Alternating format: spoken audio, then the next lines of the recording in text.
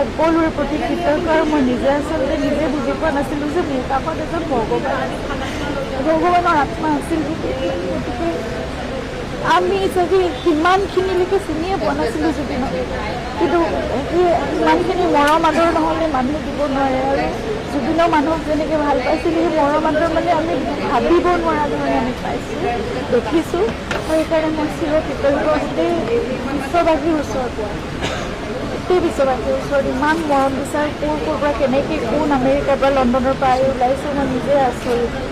দেশ বিদেশৰ পৰা আহিছে সকলো।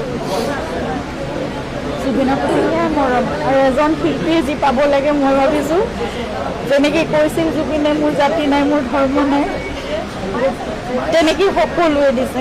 একো নাছিল তাত, মানে একোৱেই নাছিল অন্য, যে অকল মানুহ আছিল, অকল মানুহ আছিল জুবিনৰ কাষত। এতিয়াও আছে মোৰ কাষত